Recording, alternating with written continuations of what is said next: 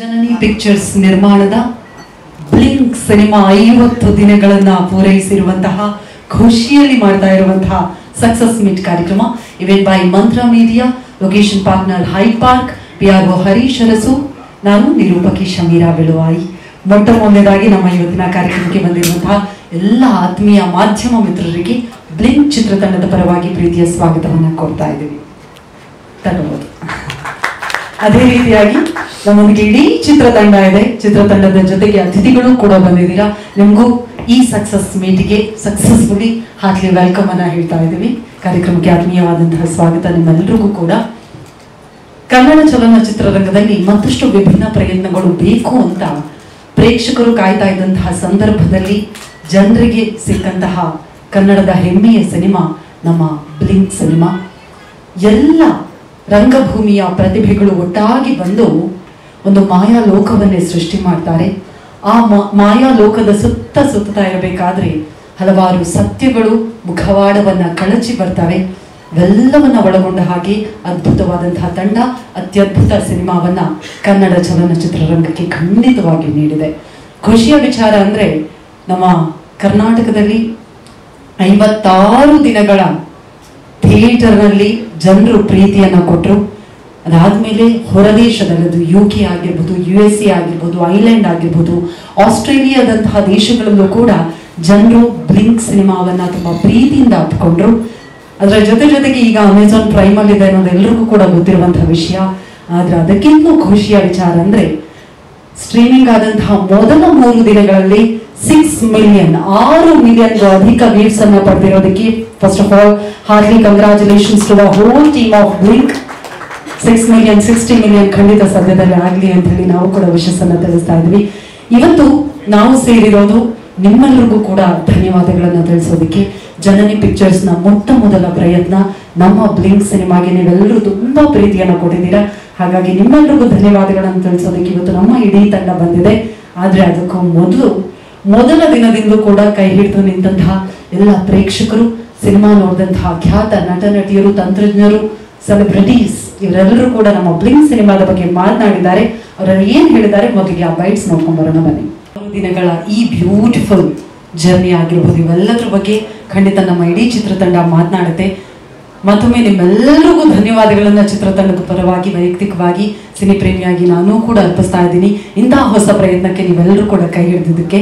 ಇದೀಗ ಅಲ್ಲಿ ನೋಡಿದ್ರೆ ದೀರ್ಘದಂಡ ನಮಸ್ಕಾರ ಹಾಕಿದವ್ರನ್ನ ವೇದಿಕೆ ಮೇಲೆ ಕರೆಯುವಂತಹ ಸಮಯ.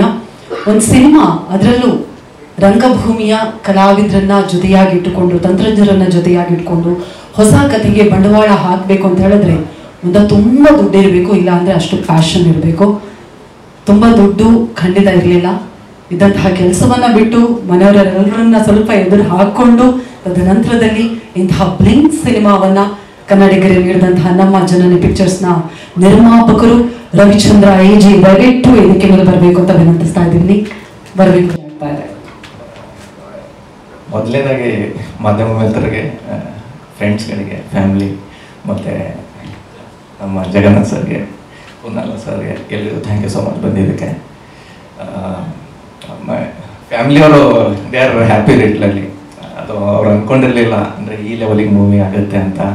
ಆ್ಯಂಡ್ OTTನಲ್ಲಿ ವಿತಿನ್ ಅಂದರೆ ರಿಲೀಸ್ ಆಗಿ ಕರೆಕ್ಟಾಗಿ 56 ದಿನ ಆಯಿತು.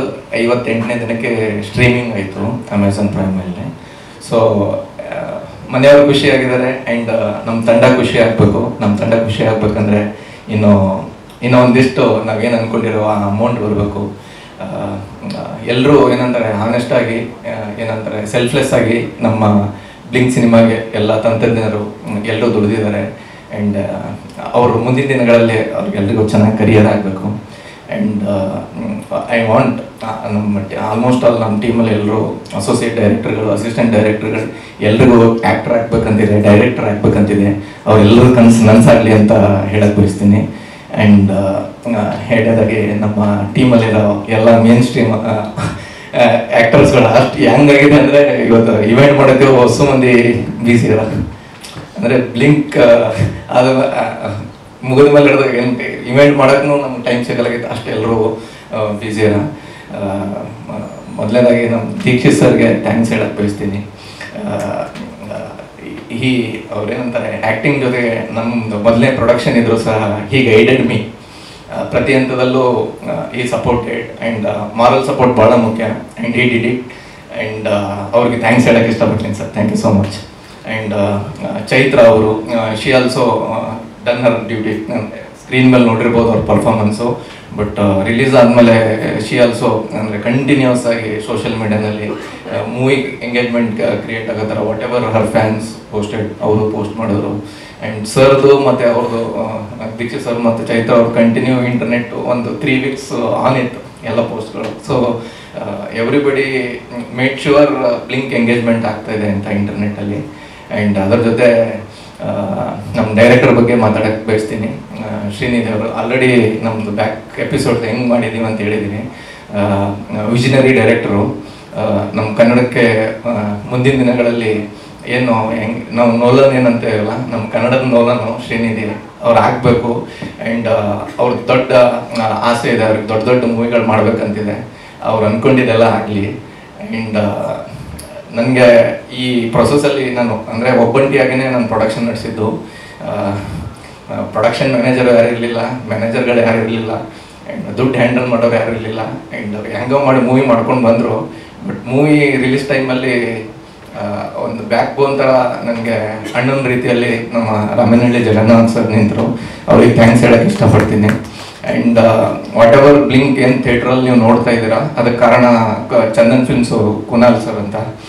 And he guided me in every phase. ಪ್ರತಿ ಹಂತದಲ್ಲಿ ಶೋಸ್ಗಳು ಯಾವ ಟೈಮಲ್ಲಿ ಇನ್ಕ್ರೀಸ್ ಮಾಡಬೇಕು, ಯಾವ ಥರ ಮಾಡಬೇಕು ಅಂದರೆ ಹೊಸಬ್ರಿಗೆ ಯಾರು ಡಿಸ್ಟ್ರಿಬ್ಯೂಷನ್ ಕಲಿಸೋದಿಲ್ಲ. He did it. ಆ್ಯಂಡ್ ಇದು ಹೆಂಗಾಗ್ಬೇಕಂದ್ರೆ ನಾವು ಮುಂದಿನ ದಿನಗಳಲ್ಲಿ ಹೊಸಬ್ರು ಯಾರು ಬರ್ತಾರೆ ಅವ್ರದ್ದೊಂದು ಡಿಸ್ಟ್ರಿಬ್ಯೂಷನ್ ಮಾಡ್ಕೊಳ್ಳೋ ಲೆವೆಲಿಗೆ ಕಲಿಬೇಕು ಅವರು. ಅದಕ್ಕೆ ಕುನಾಲ್ ಸರಿಗೆ ಥ್ಯಾಂಕ್ಸ್ ಹೇಳೋಕ್ಕೆ ಇಷ್ಟಪಡ್ತೀನಿ. ಅದಾದಮೇಲೆ ಇಮಿಡಿಯೇಟ್ಲಿ ಪ್ರೈಮಲ್ ಸ್ಟ್ರೀಮ್ ಆಯ್ತು ಮೂವಿ. 3 daysಲ್ಲೇ 3rd ಡೇಗೆ ತೆಲುಗು ಆಡಿಯನ್ಸು ಎಂಗೇಜ್ಮೆಂಟ್ ಭಾಳ ಕ್ರಿಯೇಟ್ ಆಗೋಕ್ಕೆ ಸ್ಟಾರ್ಟ್ ಆಯಿತು. ತೆಲುಗುಗೆ ಭಾಳ ಕ್ವೆರೀಸ್ ಬರ್ತಾ ಇದೆ. ಇಮಿಡಿಯೇಟ್ ಡಬ್ ಮಾಡಿಸ್ತೀವಿ ತೆಲುಗುನು ಸ್ಟ್ರೀಮ್ ಆಗುತ್ತೆ ಆದಷ್ಟು ಬೇಗನೆ. ಆ್ಯಂಡ್ ತಮಿಳ್ದು ನಿನ್ನೆ ನೈಟು ಒಂದು ಎಕ್ಸ್ ಸ್ಪೇಸಲ್ಲಿ ಇಂಟ್ರಾಕ್ಷನ್ ಆಯಿತು. ಅಲ್ಲೂ ಸಹ ದೀಕ್ಷಿತ್ ಸರ್ ಮಾತಾಡಿದ್ರು, ನಮ್ಮ ಡೈರೆಕ್ಟ್ರು ನಿಧಿ ಅವರು ಮಾತಾಡಿದ್ರು. ಆ್ಯಂಡ್ ಅಲ್ಲೂ ಏನಂದರೆ ತಮಿಳ್ ಆಡಿಯನ್ಸ್ ಹೆಂಗೆ ಹೇಳ್ತಾ ಇದ್ದಾರೆ ಅಂದರೆ ಇದಕ್ಕೆ ಈ ಮೂವಿಗೆ ಲ್ಯಾಂಗ್ವೇಜ್ ಬ್ಯಾರಿಯರ್ ಇಲ್ಲ, ಅಂದರೆ ಇದಕ್ಕೆ ಲ್ಯಾಂಗ್ವೇಜ್ ಇಟ್ಕೊಂಡು ಅಂದರೆ ಭಾಷೆ ಮೇಲೆ ಇದು ಮೂವಿ ನೋಡೋಕ್ಕಾಗಲ್ಲ, ಮೂವಿ ತೊಗೊಂಡು ಹೋಗುತ್ತೆ ಅಂತ, ನೋಡ್ಕೊಂಡು ಹೋಗುತ್ತೆ ಅಂತ. ಬಟ್ ಅದು ಆಗಿದೆ. ಆ್ಯಂಡ್ ಇದು ಎಲ್ಲ ಮೀರಿ ಪ್ರಿಂಟು ಪ್ರೆಸ್ ಮೀಡಿಯಾ ಎಲ್ರಿಗೂ ಥ್ಯಾಂಕ್ಸ್ ಹೇಳೋಕ್ಕೆ ಇಷ್ಟಪಡ್ತೀನಿ. ಅಂದರೆ ಮೂವಿ ರಿಲೀಸ್ ಆದಾಗ ಒಂದಿಷ್ಟು ಏನು ರಿವ್ಯೂಸ್ಗಳು ಬಂದಿತ್ತಲ್ಲ, ಅದು ಮೂವಿ ರಿಲೀಸ್ ಆಗಿ ರಿವ್ಯೂಸ್ ಬಂದಮೇಲೂ ಕಂಟಿನ್ಯೂ ನಮ್ಮ ಮೂವಿ ಬಗ್ಗೆ ಯಾವ್ಯಾವ ಫೇಸಲ್ಲಿ ಏನೇನು ಆಗ್ತಾ ಇದೆ, ಶೋಸ್ ಇನ್ಕ್ರೀಸ್ ಆಗಿದ್ದಾರೆ, ಅದ್ರ ಬಗ್ಗೆ ಪೋಸ್ಟ್ಗಳು ಹಾಕಿದಾರ. ಆ್ಯಂಡ್ ಅದು ಎಲ್ಲ ಭಾಳ ಇಂಪಾರ್ಟೆಂಟು. ಅಂದರೆ ಪ್ರಿಂಟ್ ಮೀಡಿಯಾ ಎಷ್ಟು ಸ್ಟ್ರಾಂಗ್ ಇದೆ ಅನ್ನೋಕ್ಕೆ ನಮ್ಮ ಮೂವಿ ಎಕ್ಸಾಂಪಲ್ ಅಂತ ಹೇಳಕ್ಕೆ ಬಯಸ್ತೀನಿ. ಪ್ರಿಂಟ್ ಮೀಡಿಯಾಯಿಂದ ನಮ್ಮದು ಟಿಕೆಟ್ ಆಗಿ ಭಾಳ ಕನ್ವರ್ಟ್ ಆಯಿತು ನಮಗೆ ಫಸ್ಟ್ 3 daysಲ್ಲಿ. ಆ್ಯಂಡ್ ಎಲ್ಲ ಮಾಧ್ಯಮ ಮಿತ್ರರಿಗೂ ಎಲ್ರಿಗೂ ಥ್ಯಾಂಕ್ಸ್ ಹೇಳೋಕ್ಕೆ ಇಷ್ಟಪಡ್ತೀನಿ. ಆ್ಯಂಡ್ ದೀಕ್ಷಿತ್ ಸರ್ ಎಲ್ಲ ಮೇ ಬಿ ಡೀಟೇಲ್ಡಾಗಿ ಎಲ್ಲರೂ ಅಂದರೆ ಈ ಟೀಮ್ ಬಗ್ಗೆ ಎಲ್ಲರ ಬಗ್ಗೆ ಎಲ್ಲ ಹೇಳ್ತಾರೆ. ಬಟ್ ಎಲ್ರಿಗೂ ಥ್ಯಾಂಕ್ ಯು ಸೋ ಮಚ್ ನಿಮ್ಮ ಟೈಮ್ಗೆ. ಆ್ಯಂಡ್ ಮುಂದಿನ ದಿನಗಳಲ್ಲಿ ನಮ್ಮ ಪ್ರೊಡಕ್ಷನಿಂದ ಇದೇ ತರಹದ ಒಳ್ಳೆ ಮೂವಿಗಳನ್ನು ಕೊಡುವ ಪ್ರಯತ್ನ ಅಂತ ಹಾನೆಸ್ಟಾಗಿ ಪ್ರಯತ್ನ ಮಾಡ್ತೀನಿ. ಎಲ್ಲರೂ ನಿಮ್ಮ ಬೆಂಬಲ ಇರಲಿ ಅಂತ ಕೇಳಕ್ಕೆ ಬಯಸ್ತೀನಿ. Thank you so much. Ravichandran ಜೊತೆಗೆ ನಾವೀಗ ನೋಡಬಹುದು ತೆಲುಗು ತಮಿಳು ಯೂಟ್ಯೂಬರ್ಸ್ ಕೂಡ ಆರ್ಗ್ಯಾನಿಕ್ ಆಗಿ ಅವರೇ ರಿವ್ಯೂಸ್ ಅನ್ನ ಹೇಳಿ ಅವರು ಕೂಡ ಪ್ರಮೋಷನ್ಸ್ ಮಾಡಿದ್ದಾರೆ. ನೀವು ಅಂದರೆ ಈ ರೀತಿಯಾಗಿ ಶ್ರೀನಿಧಿ ಅವ್ರ ಜೊತೆಗೆ ಇಲ್ಲ ಸಿನಿಮಾ ಮಾಡೋಣ ಅಂತ ಒಪ್ಕೊಂಡಾಗ, ಬಂಡವಾಳ ಹೂಡ್ತೀನಿ ಅಂದಾಗ ಈ ಥರದ ರೆಸ್ಪಾನ್ಸ್ ಯೋಚನೆ ಮಾಡಿದ್ರಾ? ಮ್ಯಾಮ್ ಒಂದಂತೂ ಹೋಪ್ ಇತ್ತು ಮ್ಯಾಮ್. ಅಂದರೆ ಹೋಪ್ ಇಲ್ಲದೇ ಯಾರು ಮೂವಿ ಸ್ಟಾರ್ಟ್ ಮಾಡಲ್ಲ. ಬಟ್ ನಮ್ಮದು ಏನು ಹೋಪ್ ಇತ್ತು ಅಂದರೆ ಯಾರೂ ಮಾಡಲಾರ್ದು ಪಿಕ್ಚರ್ ಮಾಡಬೇಕಂತಿತ್ತು. ಆ್ಯಂಡ್ ಜನ ಅದು ಅನ್ಬೇಕನ್ನೋದಿತ್ತು.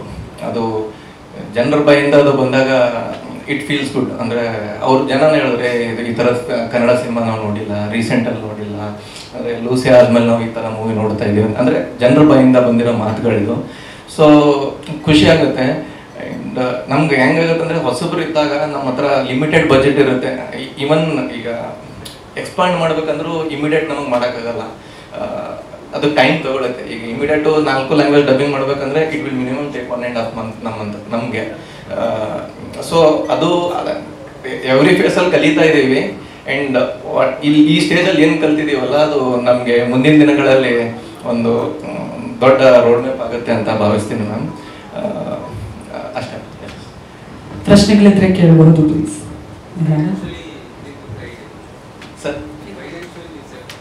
ಸರ್ ಇನ್ನೂ ಆಗಿಲ್ಲ ಸರ್, ಇನ್ನೂ ಸೇಫ್ ಆಗಿಲ್ಲ. ಆ್ಯಂಡ್ ಈ ವೀಕಲ್ಲಿ ಒಂದಿಷ್ಟು ಅಂದರೆ ಅಗ್ರಿಮೆಂಟ್ಗಳು ಫೈನಲ್ ಸ್ಟೇಜಲ್ಲಿದೆ ಸರ್. ಮೇ ಬಿ ಡಬ್ಬಿಂಗ್ ರೈಟ್ಸ್ಗಳದು ಹೋದರೆ ನಾವು ಸೇಫ್ ಆಗ್ತೀವಿ ಸರ್. ಸರ್ ಥಿಯೇಟರ್ದು ನಮ್ಮದು ಕಲೆಕ್ಷನ್ ಸರ್ ಟೋಟಲಿ ನಮ್ಮದು ಗ್ರಾಸ್ ಕಲೆಕ್ಷನ್ ಬಂದು 88 lakhs ಆಗಿದೆ ಸರ್.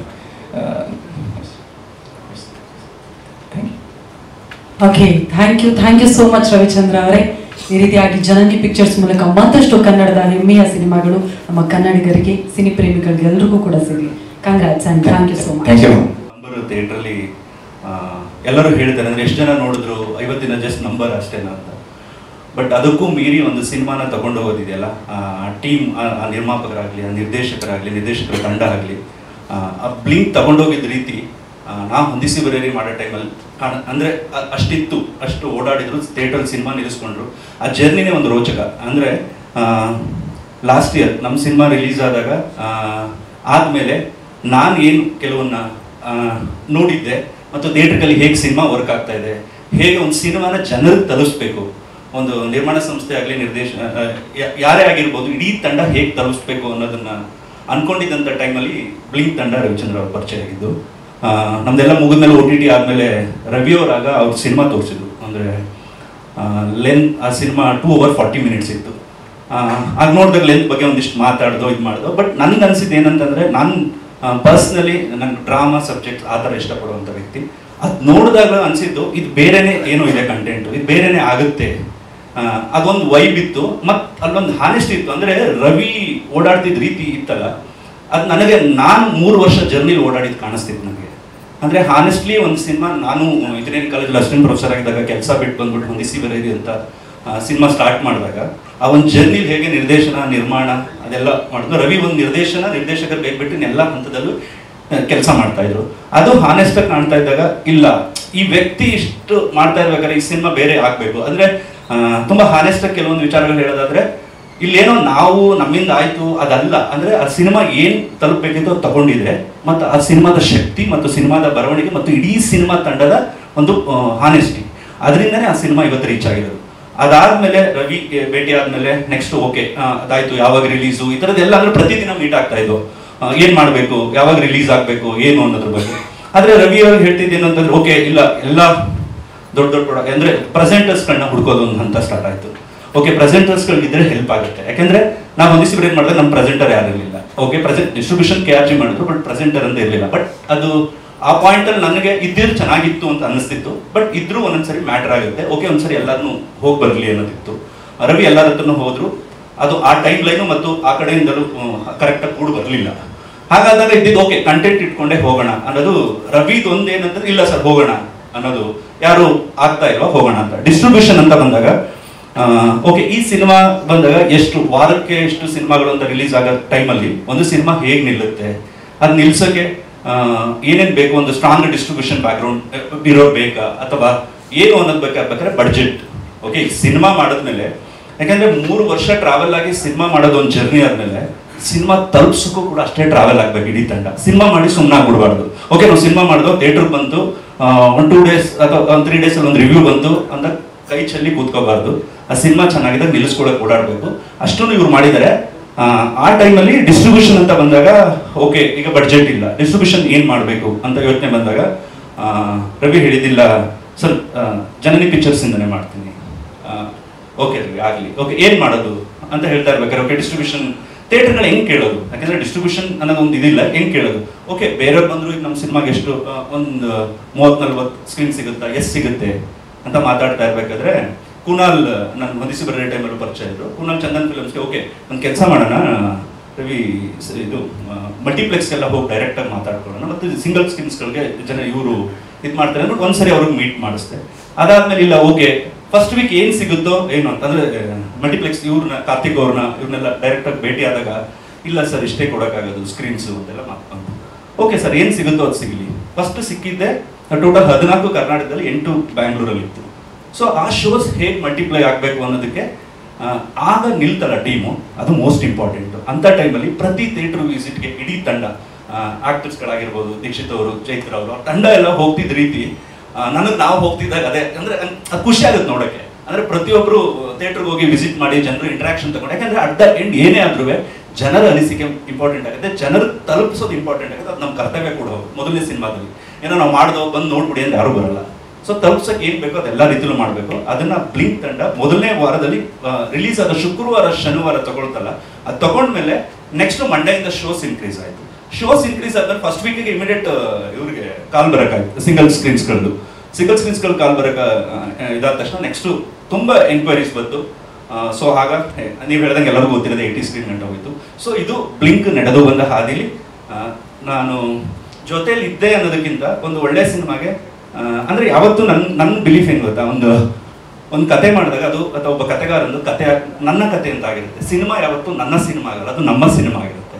ಸೊ ಅದು ಸಿನಿಮಾ ಮಾಡೋ ತಂಡಕ್ಕೂ ಕೂಡ ಹೌದು, ಸಿನಿಮಾ ಆದ್ಮೇಲೆ ತಲುಪ್ಸೋಕ್ಕೆ ಕೂಡ ನಾವು ಈಗ ನಮ್ಮ ಜವಾಬ್ದಾರಿ ಅಂದರೆ ನಾವು ಇಡೀ ಸಿನಿಮಾ ರಂಗದಲ್ಲಿ ಇದ್ದೀವಿ ಅಂದರೆ ನಾವು ಜೊತೆಲಿ ನಿಂತ್ಕೋಬೇಕು ಅನ್ನೋದಕ್ಕಿಂತ ಜೊತೆಯಾಗಿ ಸಾಕ್ಬೇಕಷ್ಟೇ. ಅದೇನು ಇದಿಲ್ಲದೆ ಒಂದು ಒಳ್ಳೆ ಚಿತ್ರ ಬಂದಾಗ ಎಲ್ಲರೂ ನಿಲ್ಬೇಕು. ಈಗ ನಾವು ಲಾಸ್ಟ್ ಇಯರ್ ಬಂದಂಥ ಫಿಲ್ಮ್ ಮೇಕರ್ಸ್ಗಳು, ಸೊ ಈಗ ನೆಕ್ಸ್ಟ್ ರವಿ ಒಂದು ಸಿನಿಮಾ ಮಾಡ್ಬೋದು, ಈಗ ಅವ್ರ ಡೈರೆಕ್ಷನ್ ಟೀಮಲ್ಲಿ ಇರ್ಬೋದು, ಯಾರು ಒಂದು ಸಿನಿಮಾ ಮಾಡ್ಬೋದು. ಒಂದು ತಂಡವಾಗಿ ಒಂದು ಇಂಡಸ್ಟ್ರಿಗೆ ತುಂಬ ಇಂಪಾರ್ಟೆಂಟ್ ಆಗುತ್ತೆ. ಸೊ ಹಾಗಾಗಿ ಎಲ್ಲರೂ ಬೆಳೆಯೋಣ, ಕನ್ನಡ ಸಿನಿಮಾನ ಇನ್ನೊಂದಿಷ್ಟು ಒಳ್ಳೆ ಚಿತ್ರಗಳನ್ನು ಕೊಟ್ಟು ಜನರ ನಂಬಿಕೆಯನ್ನು ಗಳಿಸಿ ಇನ್ನೊಂದಿಷ್ಟು ಸಿನಿಮಾಗಳನ್ನು ಮಾಡೋಣ ಅನ್ನೋ ಒಂದು ಇದರಲ್ಲಿ ನನ್ನ 2 ಮಾತುಗಳನ್ನು ಮುಗಿಸ್ತೀನಿ.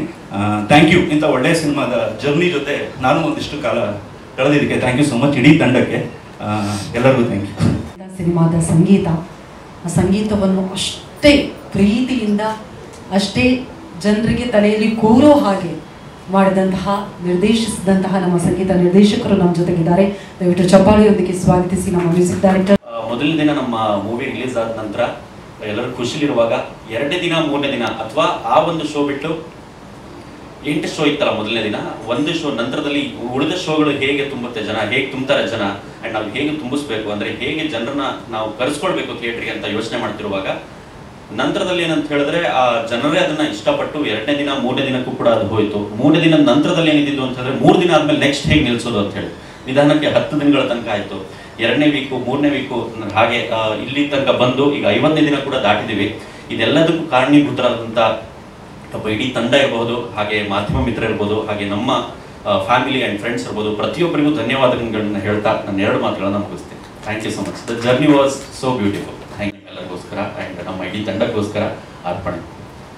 ಆಡಿ ಬಾಯನ್ನ ಕಂದ ಅಂಗಾಲ ತೊಳೆದೇನಾ, ತೆಂಗಿನಕಾಯ ತಿಳಿ ನೀರ ತಕ್ಕೊಂಡು ಬಂಗಾರದ ಮೋರೆ ತೊಳೆದೇನಾ.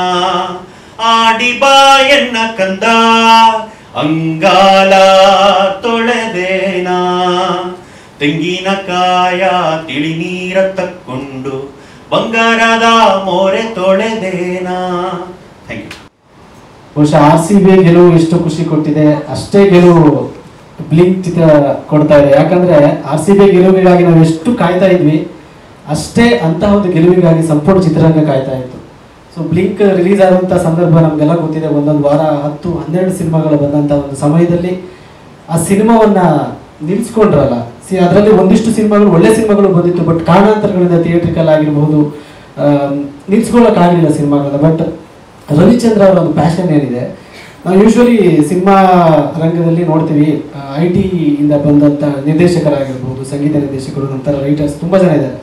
ಬಟ್ ನಿರ್ಮಾಪಕರು ಜಾಬ್ ಬಿಟ್ಟು ಮನೆಯವ್ರನ್ನೆಲ್ಲ ಎದುರು ಹಾಕೊಂಡು ಬಂದಿರೋದು ತುಂಬ ವಿರಳ. ಅವರೆಲ್ಲರಿಗೂ ಕೂಡ ಅಂದರೆ ಒಬ್ಬ ಪ್ಯಾಷನ್ ಇರೋರು ಸಿನಿಮಾ ರಂಗದಲ್ಲಿ ಬಂದು ಏನಾದರೂ ಸಾಧನೆ ಮಾಡ್ಬೋದು ಅನ್ನೋದನ್ನ ತೋರಿಸ್ಕೊಂಡು ಅವರೆಲ್ಲರಿಗೂ ಒಂದು ಸ್ಫೂರ್ತಿಯ ದಾರಿಯಾಗಿದ್ದು ರವಿಚಂದ್ರ ಅವರು. ಅವರೊಂದು ಪ್ರೆಸ್ ಮೀಟಲ್ಲಿ ಹೇಳಿದರು, ತುಂಬ ಭಾವುಕರಾಗಿ ಹೇಳಿದ್ರು, ನಿಮಗೆ ನೆನಪಿದ್ರೆ, ಅಪ್ಪ ಅಮ್ಮ ನಾನು ನಿಮ್ಮ ಮಾತುಗಳನ್ನು ಮೀರಿ ಸಿನಿಮಾ ರಂಗಕ್ಕೆ ಬಂದಿದ್ದೀನಿ, ಖಂಡಿತವಾಗ್ಲೂ ನಿಮ್ಗೆ ನಿರಾಸೆ ಮಾಡಲ್ಲ, ನಿಮ್ಗೆ ಹೆಮ್ಮೆ ಪಡುವಂಥ ಸಿನಿಮಾ ನಾನು ಮಾಡ್ತೀನಿ ಅಂತ ಒಂದು ಹೇಳಿದರು. ಬಹುಶಃ ಆ ಮಾತನ್ನು ಉಳಿಸ್ಕೊಂಡಿದ್ದಾರೆ.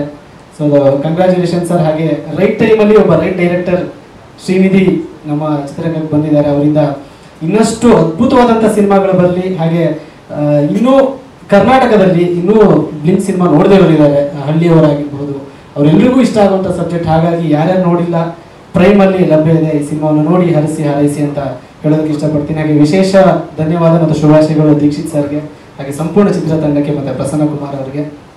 ಮತ್ತು ಈ ಸಿನಿಮಾದಲ್ಲಿ ಎಡಿಟರ್ ಆಗಿರ್ಬೋದು ತುಂಬ ಜನ ಇದ್ದಾರೆ, ವೆರಿ ಪ್ಯಾಷನೇಟ್ ಮತ್ತು ರಂಗಭೂಮಿಯ ಒಂದು ಕಲಾವಿದರು. ಸೊ ಅವರೆಲ್ಲರಿಗೂ ಮುಂದಿನ ದಿನಗಳಲ್ಲಿ ಈ ಸಿನಿಮಾ ಒಂದು ದಾರಿದೀಪವಾಗಲಿ ಅಂತ ಹಾರೈಸ್ತಾ ನಮಸ್ಕಾರ. ಬಹಳ ಖುಷಿ ಆಗ್ತಾ ಇದೆ. 50 ದಿನಗಳು ಪ್ರಾಬಬ್ಲಿ ಎಷ್ಟೋ ವರ್ಷಗಳ ನಂತರ ಒಂದು ಹೊಸ ತಂಡ 50 ದಿನಗಳ ಕಾಲ ಥಿಯೇಟ್ರಲ್ಲಿ ಸಿನಿಮಾನ ಉಳಿಸ್ಕೊಂಡಿರೋದು ಆರ್ಗ್ಯಾನಿಕ್ ಆಗಿ. ಸೊ ಬಹಳ ಖುಷಿ ಇದೆ. ಆ್ಯಂಡ್ ನಮಗೆ ನಂಬೋದಕ್ಕೆ ಆಗ್ತಾ ಇಲ್ಲ, ಇನ್ನು ನಾವೇ ಟರ್ಮ್ಸ್ ಬಂದಿಲ್ಲ, ಓಕೆ 50 ದಿನ ನಮ್ಮ ಸಿನಿಮಾ ಮುಗಿಸಿದೀವ ಅಂತ. ಯಾಕಂದರೆ ಮೊದಲನೇ ದಿನದಿಂದ ಇವತ್ತುವರೆಗೂ ಬಹಳ ಸ್ಟ್ರಗಲ್ ಇತ್ತು, ಬಹಳ ಹೋರಾಟ ಇತ್ತು. ನಿಮ್ಗೆಲ್ರಿಗೂ ಗೊತ್ತಿರೋ ವಿಚಾರನ 25ನೇ ದಿನದ ಸಕ್ಸಸ್ ಮೀಟಲ್ಲೇ ನಾವು ಹೇಳಿದ್ವಿ, ಸಿನಿಮಾ ಬಹಳ ಕಷ್ಟವಾಯಿತು, 8 ಸ್ಕ್ರೀನಿಂದ 80 ಸ್ಕ್ರೀನಿಗೆ ಹೋಯಿತು, ಅದು ಇದು ಅಂತ. 25 ದಿನ ಕಳೆದ ಮೇಲೆ ಮತ್ತೆ ಸ್ಕ್ರೀನ್ಸ್ಗಳು ಬೇಕು, ಇನ್ನೂ ತುಂಬ ಜನ ಎನ್ಕ್ವೈರಿ ಮಾಡ್ತಾ ಇದ್ದಾರೆ ಅಂತ ಹೇಳಿದಾಗ ಮತ್ತೆ ಸುಮಾರು ಜನ ಹೇಳಿದ್ದು, ಸಿನಿಮಾ 25 ದಿನ ಓಡಿದೆಯಲ್ಲ ಬಿಡ್ರಪ್ಪ ಸಾಕು, ಈಗ ಇಷ್ಟು ದಿನ ಇಟ್ಕೋತಿರೋದಂತ ಅಂತಿದ್ರು. ಅವತ್ತು ನನಗನ್ಸಿದ್ದು, ನಾವಾಗಲಿ ಹೇಳಿದವರಾಗಲಿ ಯಾರು ಎಂಡ್ ಆಫ್ ದ ಡೇ ನಾವ್ಯಾರು ಡಿಸೈಡ್ ಮಾಡೋದಕ್ಕೆ, ಎಂಡ್ ಆಫ್ ದ ಡೇ ಜನ ಡಿಸೈಡ್ ಮಾಡಬೇಕು ಯಾವ ಸಿನಿಮಾ ಎಷ್ಟು ದಿನ ಥಿಯೇಟ್ರಲ್ಲಿ ಇರಬೇಕು ಅಂತ. ಪ್ರಾಬಬ್ಲಿ ಬಿಗಿನಿಂಗ್ ಅಹಂಕಾರ ಅಲ್ಲ, ಬಟ್ ಬಿಗಿನಿಂಗ್ ವೀಕಲ್ಲಿ ನಮಗೆ ಸಾಕಷ್ಟು ಜನ ಹೇಳಿದರು, ನಾವೇ ಥಿಯೇಟ್ರಲ್ಲೇನೋ ಕರ್ಕೊಂಡ್ಬಂದು ತುಂಬಿಸ್ತಾ ಇದ್ದೀವಿ, ನಾವೇ ಥಿಯೇಟ್ರನ್ನ ಫಿಲ್ ಮಾಡ್ತಾ ಇದ್ದೀವಿ ಅಂತ. ಹಾಗೆ ಹೇಳಿದವ್ರಿಗೆಲ್ಲ ಮೋಸ್ಟ್ಲಿ ಉತ್ತರ ಈ 50 ದಿನ. ಸೊ ನಾನು 50 ದಿನ ಕರ್ಕೊಂಡಾಗಲ್ಲ, ಸೊ ಹಾಗೆ 50 ದಿನ ಅದರ ಉತ್ತರ. ಆ್ಯಂಡ್ ಈ ಸಂದರ್ಭದಲ್ಲಿ ಪ್ರಾಬಬ್ಲಿ ಇದು ಬ್ಲಿಂಕ್ ತಂಡಕ್ಕೆ ಥ್ಯಾಂಕ್ಸ್ ಹೇಳೋಕ್ಕೆ ಸಿಗೋ ಕೊನೆಯ ಅವಕಾಶ ಅಂತ ಅನಿಸುತ್ತೆ. ಸೊ ಈ ಸಂದರ್ಭದಲ್ಲಿ right from my director Srinidhi Bengaluru, ಅವನಿವತ್ತಿಲ್ಲ, ಭಾಳ ಬೇಜಾರಾಯಿತು ನನಗೆ. ಇಲ್ಲಿ ಬಂದಮೇಲೆ ಗೊತ್ತಾಯಿತು ಅವ್ರಿಗೆ ಹುಷಾರಿಲ್ಲ ಅಂತ. ನಾನು ಹೈದರಾಬಾದಿಂದ ಬಂದೆ, ಸೊ ಗೊತ್ತಾಗಲಿಲ್ಲ ಅವ್ರು ಹುಷಾರಿಲ್ಲದಿದ್ದು ನನಗೆ. ನಿಧಿ, ಥ್ಯಾಂಕ್ ಯು ವೆರಿ ಮಚ್ ಬ್ಲಿಂಕನ್ನು ನನಗೆ ಕೊಟ್ಟಿದ್ದಕ್ಕೆ, ಆ್ಯಂಡ್ ನನ್ನನ್ನು ಅಪೂರ್ವನಾಗಿ ಮಾಡಿದ್ದಕ್ಕೆ ಮತ್ತು ಜನರ ಕಣ್ಣಲ್ಲಿ ನನ್ನ ಅಪ್ಪುವಾಗಿ ಕಾಣಿಸ್ಕೊಳ್ಳೋಂಥ ಅವಕಾಶ ಕೊಟ್ಟಿದ್ದಕ್ಕೆ. So Srinidhi, thank you very very much. And ನಮ್ಮ ನಿರ್ಮಾಪಕರು ರವಿಚಂದ್ರ ಅವರು, thank you sir, thank you for giving me Blink. And ಮೊದಲನೇ ದಿನದಿಂದ ಸ್ವಲ್ಪ ಹೆಚ್ಚು ಕಾಲಾವಕಾಶ ತಗೋತೀನಿ, ಕ್ಷಮೆ ಇರಲಿ. ಮೊದಲನೇ ದಿನದಿಂದ ನಿರ್ಮಾಪಕರು ಬಂದು ನನ್ನ ಭೇಟಿಯಾಗಿ ಸಿನಿಮಾ ಮಾಡೋದಕ್ಕೆ ನಾವು ಶುರು ಮಾಡಿದಾಗ right from the day one ನನ್ನ ತಲೆಯಲ್ಲಿ ಇದ್ದಿದ್ದು ಒಂದೇ, ಯಾರೋ ಒಬ್ಬರು ಎಲ್ಲವನ್ನು ಬಿಟ್ಟು ಸಿನಿಮಾವನ್ನು ನಂಬಿ ಇಲ್ಲಿಗೆ ಬಂದಾಗ ನನ್ನ ಜರ್ನಿ ಕೂಡ ನನಗೆ ಭಾಳ ನೆನಪಾಗಿತ್ತು. ಆ್ಯಂಡ್ ನನ್ನ ತಲೆಯಲ್ಲಿ ಆವತ್ತಿಂದ ಇದ್ದಿದ್ದು, ನಿರ್ಮಾಪಕರಿಗೆ ಹಾಕಿರುವಂಥ ದುಡ್ಡು ವಾಪಸ್ ಬರಬೇಕು, ಅವ್ರು ಮತ್ತೆ ಇನ್ನೊಂದು ಸಿನಿಮಾ ಮಾಡಬೇಕು, ಇಷ್ಟೇ ನನ್ನ ತಲೆಯಲ್ಲಿ ಇದ್ದಿದ್ದು. ಸಿನಿಮಾ ರಿಲೀಸ್ ಆದಾಗಲೂ ನಾನು ಸಿನಿಮಾ ಅಷ್ಟು ಕೋಟಿ ಮಾಡಬೇಕು, ಇಷ್ಟು ಕೋಟಿ ಮಾಡಬೇಕು, ಹಾಗಾಗಬೇಕು ಅನ್ನೋದಕ್ಕಿಂತ ಹೆಚ್ಚಾಗಿ ನನ್ನ ತಲೆಯಲ್ಲಿ ಇದ್ದಿದ್ದು, ನಿರ್ಮಾಪಕರು ಒಂದಿಷ್ಟು ಇನ್ವೆಸ್ಟ್ ಮಾಡಿದ್ದಾರೆ, ಆ ಇನ್ವೆಸ್ಟ್ಮೆಂಟ್ಗೆ ನನಗೊಂದು ಕರ್ತವ್ಯ ಇದೆ, ರೆಸ್ಪಾನ್ಸಿಬಿಲಿಟಿ ಇದೆ, ಸಿನಿಮಾನ ನಿಲ್ಲಿಸ್ಕೋಬೇಕು. ಅದಕ್ಕೆ ಏನೇ ಆದರೂ ಸಿನಿಮಾ ರಿಲೀಸ್ ಆದಮೇಲೆ ಎಷ್ಟು ಯಾವುದೇ ಹಂತಕ್ಕೆ ಆದ್ರೂ ಸಿನಿಮಾ ಜೊತೆ ನಿಂತು ಭರವಸೆ ಅವ್ರಿಗೆ ಕೊಡಬೇಕು ಅಂತ. ಯಾಕಂದರೆ ಸಾಕಷ್ಟು ಜನ ಹೇಳೋದನ್ನ ಕೇಳಿದ್ದೀನಿ ನಾನು, ಕಲಾವಿದರು ನಿಲ್ಲೋದಿಲ್ಲ, ತಂತ್ರಜ್ಞರ ಜೊತೆ ಇರೋದಿಲ್ಲ, ಸಿನಿಮಾ ರಿಲೀಸ್ ಆದಾಗ ಹೊರಟೋಗ್ತಾರೆ ಅಂತ ತುಂಬ ಜನ ಮನನೊಂದಿರುವಂಥ ನಿರ್ಮಾಪಕರ ಜೊತೆ ಮಾತಾಡಿದಾಗ ಭಾಳ ಅನಿಸಿತ್ತು. ಸೊ ನಮ್ಮ ನಿರ್ಮಾಪಕರು ಆ ಥರ ಆಗಬಾರ್ದು ಅನ್ನೋ ದೃಷ್ಟಿಯಲ್ಲಿ ನಾನು ಕೆಲಸ ಮಾಡ್ತಾ ಬಂದೆ. ಐ ಹೋಪ್ ಅವರು ನೆಕ್ಸ್ಟ್ ಸಿನಿಮಾ ಮಾಡುವಂಥ ಭರವಸೆ ಮತ್ತು ಈ ಸಿನಿಮಾದ ಹಾಕಿರುವಂಥ ಬಂಡವಾಳ ಏನು ವಾಪಸ್ ಬರೋದ್ರಲ್ಲಿದೆ. ಸೊ ಖುಷಿಯಾಗಿದ್ದೀರಾ ಅಂತ ನಾನು ಭಾವಿಸಿದ್ದೀನಿ. And thank you music director. ಇವತ್ತು ನಮ್ಮ ಇಡೀ ಸಿನಿಮಾ ಇವತ್ತು ಇಷ್ಟರ ಮಟ್ಟಿಗೆ ಸದ್ದು ಮಾಡ್ತಾ ಇದೆ. ಆ್ಯಂಡ್ ಸಿನಿಮಾ ಇಷ್ಟು ಜನಕ್ಕೆ ಇಷ್ಟವಾಗಿದೆ ಅಂದರೆ ಅದಕ್ಕೆ ಮ್ಯೂಸಿಕ್ ಕೂಡ one of the main reasons. So ನಮ್ಮ ಪ್ರಸನ್ನ ಅವರು ಹಗಲು ರಾತ್ರಿ ಕೆಲಸ ಮಾಡಿದ್ದಾರೆ.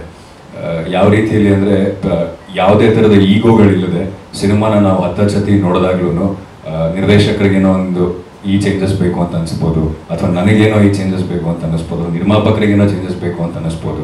ಯಾರು ಆ ಚೇಂಜಸ್ ಹೇಳ್ತಿದ್ದಾರೆ ಅನ್ನೋದಕ್ಕಿಂತ ಹೆಚ್ಚಾಗಿ ಯಾಕೆ ಆ ಚೇಂಜಸ್ ಹೇಳ್ತಿದ್ದಾರೆ ಅನ್ನೋದ್ರ ಬಗ್ಗೆ ಜಾಸ್ತಿ ಯೋಚನೆ ಮಾಡ್ತಾ ಇದ್ರು. ಪ್ರಾಬಬ್ಲಿ ಅದಕ್ಕೋಸ್ಕರ ಇವತ್ತು ಸಿನಿಮಾ ಈ ರೀತಿಯಾಗಿದೆ. Thank you Prasanna sir, thank you very much. And ನಮ್ಮ DOP ಅವಿನಾಶ್ ಸರ್ ಅಲ್ಲಿ ಕೂತಿದ್ದಾರೆ. ನಮ್ಮ ಇಡೀ ಸಿನಿಮಾ ಆಗಲೇ ಹೇಳಿದಾಗೆ ಒಂದು ಬಜೆಟ್ ಅಲ್ಲಿ ಮಾಡಬೇಕಾಗಿತ್ತು. ನಮ್ಮ ತಲೆಯಲ್ಲಿ ಇಲ್ಲಿ ಏನೇನೋ ಇಮ್ಯಾಜಿನೇಷನ್ ಇರುತ್ತೆ. ಅಂದರೆ ನನಗೆ ಯಾರೊಬ್ಬರು ನಿರ್ದೇಶಕರ ಜೊತೆ ಮಾತಾಡಬೇಕಾದ್ರೆ ಅವ್ರು ಹೇಳಿದರು, ಸಮುದ್ರದ ಮುಂದೆ ಹೀರೋ ನಿಂತಿರ್ತಾನೆ, ಒಂದು ದೊಡ್ಡ ಅಲೆ ಬರುತ್ತೆ, ಆ ಅಲೆನ ಎಗರಿ ಮತ್ತೆ ವಾಪಸ್ಸಿನ ಮೆಟ್ಟಿ ನಿಲ್ತಾನೆ ಅಂತ ಬರ್ಕೊಂಬಿಡೋದು ಭಾಳ ಈಸಿ, ಬಟ್ ಅದನ್ನು ಸ್ಕ್ರೀನ್ ಮೇಲೆ ತರೋದು ಬಹಳ ಕಷ್ಟ ಅದನ್ನು ಅಂತ. ಬಟ್ ನಿರ್ದೇಶಕರಾಗಿರ್ಬೋದು, ನಿರ್ದೇಶಕರ ತಲೆಯಲ್ಲಿದ್ದಂಥ ಇಮ್ಯಾಜಿನೇಷನ್ನ ಅಥವಾ ನಾನು ಸ್ಕ್ರಿಪ್ಟ್ ಓದಿದಾಗ ನನ್ನಲ್ಲಿ ಒಂದಿಷ್ಟು ಆದಂಥ ಇಮ್ಯಾಜಿನೇಷನ್ನ ಅದನ್ನು ಅಷ್ಟೇ ಅದ್ಭುತವಾಗಿ ಸ್ಕ್ರೀನ್ ಮೇಲೆ ತಂದಿದ್ದು ನಮ್ಮ ಅವಿನಾಶ್ ಸರ್ ಅವರು. Thank you Avinash sir, thank you very very much. And ನಮ್ಮ ಎಡಿಟರ್ ಸಂಜೀವ್ ಜಾಗೀರ್ದಾರ್, ಮೂರ್ತಿ ಚಿಕ್ಕದಾದರೂ ಕೀರ್ತಿ ದೊಡ್ಡದು ಅನ್ನೋ ಹಾಗೆ ಅವನು ತುಂಬ ಮಾತಾಡೋದಿಲ್ಲ, ಬಟ್ ಕೆಲಸ ಜಾಸ್ತಿ ಮಾಡ್ತಾನೆ ಆ್ಯಂಡ್ ಕೆಲಸ ಮಾಡ್ತಾನೆ ಇರ್ತಾನೆ. ಆ್ಯಂಡ್ ನನಗೆ ಅವನಲ್ಲಿ ಬಹಳ ಇಷ್ಟ ಆಗೋದು ಹಸಿವು. ಯಾವುದೇ ಥರದ ದೊಡ್ಡ ದೊಡ್ಡ ಫಿಲ್ಮ್ ಸ್ಕೂಲ್ಗಳಿಗೆ ಹೋಗಿದೆ, ಅಲ್ಲಿ ಎಡಿಟಿಂಗ್ಗಳನ್ನ ಕಲಿದೆ, ಯೂಟ್ಯೂಬಲ್ಲೇ ಅದನ್ನು ಏನನ್ನೇ ಆಗಲಿ ಅವನು ಸಿಂಪಲ್ 2D ಗ್ರಾಫಿಕ್ಸ್ ಕೂಡ ಮಾಡೋದಕ್ಕೆ ಶುರು ಮಾಡಿಬಿಟ್ಟಿದ್ದೆ ಯೂಟ್ಯೂಬಲ್ಲಿ ನೋಡ್ಕೊಂಡು. ಅಂದರೆ ನಾವು VFX ರೆಫರೆನ್ಸ್ ಕೊಡೋದಕ್ಕೆ ನಮ್ಗೆ ಇನ್ನೊಬ್ಬರ ಹತ್ರ ಹೋಗೋ ಅವಶ್ಯಕತೆ ಇರಲಿಲ್ಲ. ಅವರೇ ರೆಫರೆನ್ಸ್ ನಮ್ಗೆ ಹೀಗಿಗೆ ಬೇಕು ಅಂತ ಅದನ್ನು ನೋಡಿ ಕಲಿತು ಇನ್ನೊಬ್ಬರಿಗೆ ಇದು ಮಾಡೋರು. ಸೊ ಐ ಥಿಂಕ್ ಆ ಹಸಿವು ಬಹಳ ಮುಖ್ಯ. ಆ ಹಸಿವೆ ಅವ್ರನ್ನ ಇವತ್ತು ಇಲ್ಲಿವರೆಗೂ ಕರ್ಕೊಂಡು ಬಂದಿರೋದು. ಆ್ಯಂಡ್ ಇನ್ನೊಬ್ಬರು ಎಡಿಟರ್ ಹೇಳ್ತಾ ಇದ್ರು, ಅವ್ರು ಕೆಲಸ ಮಾಡಿದ್ರು ಒಂದು ಸಿನಿಮಾದಲ್ಲಿ, ಇನ್ನೊಂದು ಸಿನಿಮಾದಲ್ಲಿ. ಅವ್ರ ಹತ್ರ ಯಾವಾಗಲೂ ತಲೆ ತಿನ್ನೋರಂತೆ, ಸರ್ ಇದ್ಯಾಕೆ ಹಿಂಗೆ ಕಟ್ ಮಾಡ್ತೀರಾ, ಸರ್ ಇದ್ಯಾಕೆ ಹಿಂಗೆ ಮಾಡ್ತೀರಾ, ಸರ್ ಇದನ್ನ ಯಾಕೆ ಇಲ್ಲಿಂದ ತೊಗೊಂಡ್ಬರ್ತೀರಾ ಅಂತ. ಸೊ ಐ ಥಿಂಕ್ ಆ ಹಸಿವು ಅವ್ರನ್ನ ಇಲ್ಲಿವರೆಗೂ ಕರ್ಕೊಂಡ್ಬಂದಿದೆ, ಮುಂದಕ್ಕೂ ಭಾಳ ಎತ್ತರಕ್ಕೆ ಕರ್ಕೊಂಡು ಹೋಗುತ್ತೆ ಅಂತ ನನಗೆ ಅನಿಸುತ್ತೆ. ಥ್ಯಾಂಕ್ ಯು ಸಂಜೀವ್ ಅವರೇ, ನಮ್ಮ ಸಿನಿಮಾನ ಎಡಿಟ್ ಮಾಡಿದ್ದಕ್ಕೆ. ಆ್ಯಂಡ್ ಎಲ್ಲ direction department team, Jeevan, Tejas, Bharat, ಆಮೇಲೆ ಮನೋಜ್, ವೀರೇಶ್, ನಾಗ, ಬಾಲಿ, ಸೊ ಎಲ್ಲರೂ ತಮ್ಮ ಸಿನಿಮಾ ಅಂದ್ಕೊಂಡು ಕೆಲಸ ಮಾಡಿದ್ದಾರೆ. ಹಗಲು ರಾತ್ರಿ ಕಷ್ಟಪಟ್ಟಿದ್ದಾರೆ ಈ ಸಿನಿಮಾಗೋಸ್ಕರ. ಆ್ಯಂಡ್ ನಿರ್ದೇಶಕರ ಜೊತೆಯಾಗಿ ನಿಂತಿದ್ದಾರೆ. ಎಷ್ಟೋ ದಿನ ಎಲ್ಲರೂ ಹೇಳ್ತೀವಿ, ಬಟ್ ಎಷ್ಟೋ ದಿನ ಊಟದ ಟೈಮಿಂಗ್ಸ್ ಇಲ್ಲ, ಕೆಲವು ದಿನ ಊಟನೂ ಇಲ್ಲ. ಸೊ ಆ ರೀತಿ ಕೆಲಸ ಮಾಡ್ಕೊಂಡಿದ್ದಕ್ಕೇ ಇವತ್ತು ಈ ಸಿನಿಮಾ ಇಲ್ಲಿವರೆಗೂ ಬರೋದಕ್ಕೆ ಸಾಧ್ಯವಾಗಿತ್ತು. And I wish you all the very best. ನಿಮ್ಮೆಲ್ಲರಿಗೂ ಒಳ್ಳೆಯದಾಗಲಿ. ಆ್ಯಂಡ್ ಡೆಫಿನೆಟ್ಲಿ ಯಾರಿಗೆ ಹಸಿವಿರುತ್ತೆ ಅವರು ಬೆಳೀತಾರೆ ಅನ್ನೋದು ನಾನು ತುಂಬ ನಂಬಿರುವಂಥ ವಿಷಯ. ಸೊ ಐ ಥಿಂಕ್ ನೀವೇನೇನು ಅಂದ್ಕೊಂಡಿದ್ರೆ ಅದು ಡೆಫಿನೆಟ್ಲಿ ಸಾಧ್ಯವಾಗುತ್ತೆ. I wish you all the very best. ಎಲ್ಲರಿಗೂ ಒಳ್ಳೆಯದಾಗಲಿ. ಆ್ಯಂಡ್ ಥ್ಯಾಂಕ್ ಯು ನಮ್ಮ ಸಿನಿಮಾಗೆ ಇಷ್ಟು ಸಪೋರ್ಟ್ ಮಾಡಿದ್ದಕ್ಕೆ. ಆ್ಯಂಡ್ ಕುನಾಲ್ ಸರ್, ಡಿಸ್ಟ್ರಿಬ್ಯೂಟರ್, ನಿರ್ಮಾಪಕರು ಅವರೇ ಡಿಸ್ಟ್ರಿಬ್ಯೂಟ್ ಮಾಡ್ತೀನಿ ನಾನು ಅಂತ ಇದು ತಗೊಂಡಾಗ, ಒಂದು ಡಿಸಿಷನ್ನ ತಗೊಂಡಾಗ ಅವ್ರ ಜೊತೆ ನಿಂತು ಅವ್ರಿಗೆ ಗೈಡ್ ಮಾಡಿದಂಥವ್ರು Kunal sir. So thank you sir, thank you very very much for being with us. And ನಮಗೆ ಇಂಡಸ್ಟ್ರಿಯಲ್ಲಿ ನಮ್ಮ ಸಿನಿಮಾ ಪರ ಧ್ವನಿ ಎತ್ತಿದಂಥ celebrities, right from Jagannath sir ನಮ್ಮ ಜೊತೆ ಮೊದಲನೇ ದಿನದಿಂದಲೂ ನಮ್ಮ ಜೊತೆಯಲ್ಲಿದ್ದರು, ನಮ್ಮನ್ನು ಗೈಡ್ ಮಾಡ್ತಾಯಿದ್ರು. ಆ್ಯಂಡ್ ಶಿವಣ್ಣ ಸರ್ ಟ್ವಿಟರಲ್ಲಿ ಅವರು ಟ್ವೀಟ್ ಮಾಡಿದ್ದಾಗಿರ್ಬೋದು. ಆ್ಯಂಡ್ ಸಿಂಪಲ್ ಸುನೀಶ್ ಸರ್ ಆಗಿರ್ಬೋದು, ಅನೀಶ್ ಸರ್ ಆಗಿರ್ಬೋದು, ಮನೆಗೆ ಹೋಗಿ ಒಂದು ದೊಡ್ಡ ವಿಡಿಯೋವನ್ನು ಮಾಡಿ ಅವರು ವೈಯಕ್ತಿಕವಾಗಿ ಅವ್ರು ಮಾಡಿದಂಥ ಸಪೋರ್ಟ್ ಆಗಿರ್ಬೋದು. ಇವರೆಲ್ಲರಿಗೂ ಈ ವೇದಿಕೆ ಮೂಲಕ ನಾನು ಧನ್ಯವಾದಗಳನ್ನ ಹೇಳೋದಕ್ಕೆ ಇಷ್ಟಪಡ್ತೀನಿ. ಇನ್ಯಾರನ್ನಾರು ಬಿಟ್ಟು ನಾನು ಪೋಸ್ಟರ್ ಭಾಳ ಇಂಪಾರ್ಟೆಂಟ್ ಆಗುತ್ತೆ ಯಾವುದೇ ಸಿನಿಮಾಗಾದರೂ. ಮೊದಲನೇ ಫಸ್ಟ್ ಇಂಪ್ರೆಷನ್ ಕ್ರಿಯೇಟ್ ಮಾಡೋದೇ ಪೋಸ್ಟರು. ಆ್ಯಂಡ್ ಮೋಸ್ಟ್ಲಿ ಲೇಟ್ ನೈಟೆಲ್ಲ ಫೋನ್ ಮಾಡಿ ಹಿಂಸೆ ಇಟ್ಬಿಟ್ಟಿದ್ದೀವಿ ಅವ್ರಿಗಂತೂ, ಆ ಚೇಂಜ್ ಬೇಕು, ಈ ಚೇಂಜ್ ಬೇಕು, ಅದು ಬೇಕು, ಇದು ಬೇಕು ಅಂತ. ಸೊ ಅವರು ಚಿನ್ಮಯ್ ಅವರು ತುಂಬ ನಮ್ಮ ಜೊತೆ ಸಹಕರಿಸಿದ್ರು. ಸೊ ಚಿನ್ಮಯ್ ಅವ್ರಿಗೂ thank you very much. And ನಮ್ಮ PRO ಟೀಮ್, ಹರೀಶ್ ಅರಸ್ ಅವರು, ನಿತಿನ್ ಆ್ಯಂಡ್ ರಾಜೇಶ್, ಎಲ್ರಿಗೂ thank you very very much. ನಮ್ಮ ಜೊತೆಯಾಗಿ ನಿಂತು ಈ ಸಿನಿಮಾನ ಇಲ್ಲಿವರೆಗೂ ನಿಂತಿದ್ದಾರೆ. 50 ದಿನ ಜನರಲ್ಲಿ ತಲೆಗೆಡ್ಸ್ಕೊಳಕ್ಕೆ ಹೋಗಲ್ಲ, ಬಟ್ 50 ದಿನ ಆದಮೇಲೂ ನಮ್ಮ ಜೊತೆ ನಿಂತು ಈ ಕಾರ್ಯಕ್ರಮ ಮಾಡೋಣ ಅಂತ ಹೇಳಿ ಕೋಆರ್ಡಿನೇಟ್ ಮಾಡಿಕೊಂಡು ಈ ಸಿನಿಮಾಗೆ ಇಷ್ಟು ಸಪೋರ್ಟ್ ಮಾಡಿದ್ದಾರೆ. So thank you very much. And last but not the least ಪ್ರೇಕ್ಷಕ ಮಹಾಪ್ರಭುಗಳು, ನಮ್ಮ ಇಡೀ ಸಿನಿಮಾನ, ಬ್ಲಿಂಕ್ ಸಿನಿಮಾನ ನಾವು 8 ಸ್ಕ್ರೀನಲ್ಲಿ ಬಂದಾಗ 80 ಸ್ಕ್ರೀನ್ ಮಾಡೋದಕ್ಕೆ ಕಾರಣಕರ್ತರು ಅವರೇ. ಸೊ ನಿಮ್ಮೆಲ್ಲರಿಗೂ ನಾನು ತುಂಬ ಹೃದಯದ ಧನ್ಯವಾದಗಳನ್ನ ಹೇಳ್ತೀನಿ. ಆ್ಯಂಡ್ ಇನ್ನೊಂದು ಯಾಕೆ ಹೇಳಲೇಬೇಕು ಅಂತಂದರೆ, ಥಿಯೇಟ್ರಿಗೆ ಬಂದು ಕನ್ನಡ ಸಿನಿಮಾವನ್ನು ನೋಡುವ ಸಂಖ್ಯೆ ಬಹಳ ಕಮ್ಮಿ ಆಗಿದೆ. ಈ ಮಧ್ಯದಲ್ಲಿ ಬ್ಲಿಂಕ್ ರಿಲೀಸ್ ಆದಾಗ ಬೇರೆ ಬೇರೆ ಭಾಷೆಯಲ್ಲಿ ಬಹಳ ಅದ್ಭುತವಾದ ಸಿನಿಮಾಗಳು ಇದ್ವು. ಸೊ ಇದನ್ನೆಲ್ಲ ಪಕ್ಕಕ್ಕಿಟ್ಟು ನಮ್ಮ ಸಿನಿಮಾ ನೋಡೋಣ ಅಂತ ಥಿಯೇಟ್ರಿಗೆ ಬಂದಂಥ ಪ್ರತಿಯೊಬ್ಬ ಪ್ರೇಕ್ಷಕರಿಗೂ ನನ್ನ ದೀರ್ಘದಂಡ ನಮಸ್ಕಾರಗಳು. Because this means a lot. ಈ ಟೈಮಲ್ಲಿ ಬೇರೆ ಸಿನಿಮಾಗಳ ಬಗ್ಗೆ ರಿವ್ಯೂಸ್ಗಳು ಹರಿದು ಬರುತ್ತೆ, ಬಟ್ ನಮ್ಗಳ ಸಿನಿಮಾ ಅಲ್ಲೋ ಇಲ್ಲೋ ಒಂದು ಕಡೆ ಕಾಣುತ್ತೆ. ಬಟ್ ಅದನ್ನು ನೋಡಿ ಥಿಯೇಟ್ರಿಗೆ ಬಂದು ಮತ್ತೆ ಸಿನಿಮಾ ನೋಡಿ ಇಲ್ಲಿವರೆಗೂ ಕರ್ಕೊಂಬಂದಂಥ ಪ್ರೇಕ್ಷಕರಿಗೆ ನನ್ನ ದೀರ್ಘದಂಡ ನಮಸ್ಕಾರಗಳು. ಮತ್ತು ಅಮೆಝಾನ್ ಪ್ರೈಮಿಗೆ ಬರ್ತಿದ್ದ ಹಾಗೆ ಕನ್ನಡ ಆಡಿಯನ್ಸ್ ಜೊತೆಗೆ ತೆಲುಗು ಆಡಿಯನ್ಸ್, ನಾನು ಇದನ್ನು ಹೇಳಲೇಬೇಕು. ನನಗೆ ಕನ್ನಡ ಸಿನಿಮಾಗಳು ಎಷ್ಟು ಪ್ರೀತಿಯನ್ನು, ಕನ್ನಡ ಪ್ರೇಕ್ಷಕರು ಎಷ್ಟು ಪ್ರೀತಿಯನ್ನು ಕೊಟ್ಟರು, ಇವಾಗ ತೆಲುಗು ಪ್ರೇಕ್ಷಕರು ಕೂಡ ಅಷ್ಟೇ ಪ್ರೀತಿಯನ್ನು ಕೊಡ್ತಾ ಇದ್ದಾರೆ ನಾನು ಎಲ್ಲೇ ಹೋದ್ರೂ. So I should be very thankful to them. ನೀವಾಗಲೇ ನೋಡಿದ್ರಿ ಸಾಕಷ್ಟು ಇದ್ರ ಪೇಜಸ್ಗಳು ರಿವ್ಯೂಸ್ ಮಾಡಿ. ಸೊ ಅವರೇ ಸಿನಿಮಾ ಒಂದು ಅದ್ಭುತವಾದ ಸಿನಿಮಾ ಬಂದಾಗ ಅವರೇ ಅದನ್ನು ರಿಸೀವ್ ಮಾಡ್ಕೊಂಡು ಅದಕ್ಕೆ ಸಾಕಷ್ಟು ರಿವ್ಯೂಸ್ಗಳನ್ನ ಬರೆದು ಇನ್ನೂ ಬೂಸ್ಟ್ ಮಾಡ್ತಾ ಇದ್ದಾರೆ ಟ್ವಿಟರಲ್ಲಿ ಎಲ್ಲ. So thank you to them as well. And ನಿನ್ನೆ ತಮಿಳ್ ಒಂದಿಷ್ಟು ಫ್ಯಾನ್ ಪೇಜಸ್ಗಳು, ನಮ್ಮ ಫ್ಯಾನ್ ಪೇಜಸ್ ಅಲ್ಲ, ತಮಿಳ್ ಸ್ಟಾರ್ಸ್ಗಳ ಫ್ಯಾನ್ ಪೇಜಸ್ಗಳು, ಅವರೆಲ್ಲರೂ ಸಿನಿಮಾಗಳನ್ನ ನೋಡಿ ಇಷ್ಟ ಆಗಿ ಅವರು ಟ್ವಿಟರ್ ಸ್ಪೇಸಲ್ಲಿ ನಮಗೊಂದು ಸ್ಪೇಸ್ನ ಕ್ರಿಯೇಟ್ ಮಾಡಿ ಸಿನಿಮಾ ಬಗ್ಗೆ ಮಾತಾಡುವಂಥ ಅವಕಾಶ ಮಾಡಿಕೊಟ್ರು. ಸೊ ಒಳ್ಳೆ ಸಿನಿಮಾ ಬಂದಾಗ ಪ್ರೇಕ್ಷಕರು ಅದನ್ನು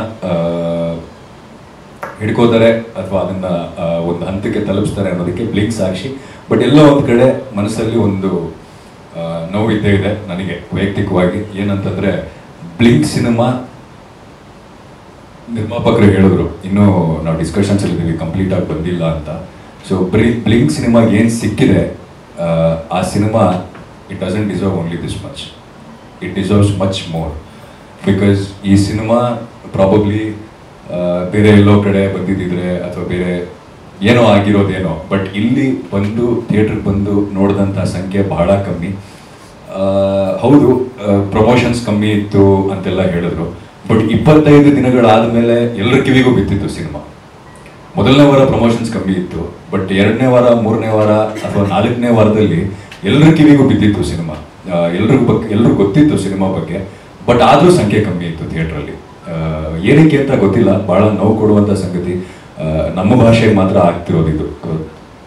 ಸೊ ಏನಕ್ಕೆ ಅಂತ ನನಗೆ ಗೊತ್ತಿಲ್ಲ. ಆ್ಯಂಡ್ ನಾನು ಈ ಪತ್ರಿಕಾಗೋಷ್ಠಿಯಲ್ಲಿ ಬರಬೇಕಾದ್ರೆ ಒಂದು ಮಾತು ಹೇಳೋಣ ಅಂತಲೇ ಬಂದೆ. ಯಾಕಂದರೆ ಈಗ ಮೊನ್ನೆ ಗ್ರೇ ಗೇಮ್ಸ್ ಸಿನಿಮಾ ಬಗ್ಗೆ ಕೂಡ ಭಾಳ ಒಳ್ಳೆ ರಿವ್ಯೂಸ್ ಕೇಳ್ಪಡ್ತಾ ಇದ್ದೀವಿ. ಬಟ್ ಗೊತ್ತಿಲ್ಲ ಹೇಗೆ ಹೋಗ್ತಾ ಇದೆ ನನಗೆ ಇಲ್ಲ. ಬಟ್ ಗೊತ್ತಿಲ್ಲ, ಸುಮಾರು ಸಿನಿಮಾಗಳು ನಾನು ನೋಡ್ತಿದ್ದಾಗ ಒಳ್ಳೊಳ್ಳೆ ಸಿನಿಮಾಗಳು, ಕೆಲವು ಸಿನಿಮಾಗಳು ನಿಂತ್ಕೊಳ್ಳೋದಕ್ಕೆ ಸಾಧ್ಯವಾಯಿತು, ಕೆಲವು ಸಿನಿಮಾಗಳು ಆಗಲಿಲ್ಲ. ಅಂದರೆ ನಿಲ್ಲಿಸ್ಕೋಬೇಕು ಅಂತಾರೆ, ಅದು ಹೇಗೆ ನಿಲ್ಲಿಸ್ಕೊಳಕ್ಕಾಗತ್ತೆ ನನಗೆ ಅರ್ಥ ಆಗಲ್ಲ.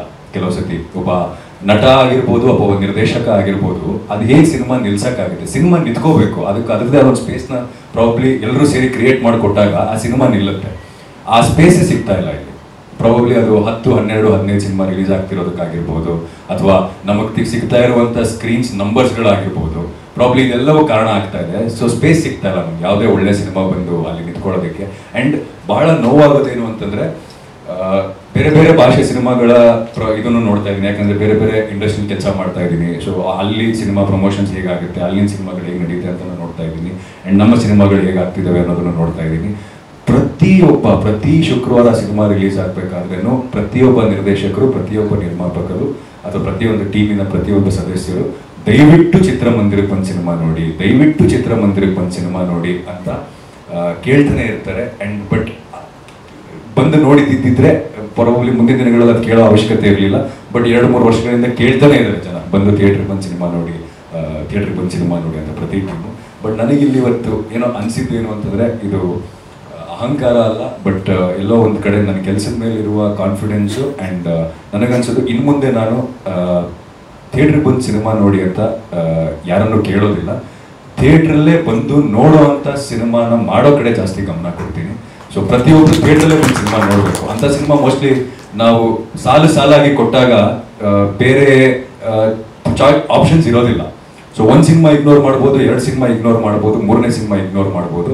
ಬಟ್ 4ನೇ ಸಿನಿಮಾ ಮತ್ತೆ ಥಿಯೇಟ್ರಲ್ಲಿ ಬಂದು ನೋಡೋ ಅಂತ ಇದು ಆಗೇ ಆಗುತ್ತೆ. ಸೊ ನಾವೆಲ್ಲರೂ ಪ್ರಾಬಬ್ಲಿ ನನ್ನ ಟೀಮಿಗೆ ಹೇಳೋದು, ನಾನು ಬ್ಲಿಂಕ್ ತಂಡಕ್ಕೆ ಹೇಳೋದು, ಬೇರೆಯವ್ರಿಗೆ ಹೇಳೋವಂಥ ಇದು ನನಗಿಲ್ಲ. ಬಟ್ ಬ್ಲಿಂಕ್ ತಂಡಕ್ಕೆ ಹೇಳೋದು, ನಿರ್ಮಾಪಕರಿಗಾಗಿರ್ಬೋದು, ನಿರ್ದೇಶಕರಿಗಾಗಿರ್ಬೋದು, ಹೆಚ್ಚಿನ ಮುಂದಿನ ದಿನಗಳಲ್ಲಿ ಥಿಯೇಟ್ರಿಗೆ ಬಂದು ಜನ ಸಿನಿಮಾ ನೋಡಬೇಕು. ಅದಕ್ಕೆ ಏನೇನು ಬೇಕು ಅದನ್ನ ಮಾಡೋದ್ ಕಡೆ ನಾವೆಲ್ಲರೂ ಗಮನ ಕೊಡಬೇಕು ಅಂತ ನನಗನ್ಸುತ್ತೆ. ನಾನು ಅದ್ರ ಬಗ್ಗೆ ಗಮನ ಕೊಡಬೇಕು ಅಂತ ಒಂಥರ ನಿರ್ಧಾರ ಮಾಡಿದ್ದೀನಿ. ಸೊ ಹೇಳಬೇಕು ಅಂತ ಅನ್ನಿಸ್ತು.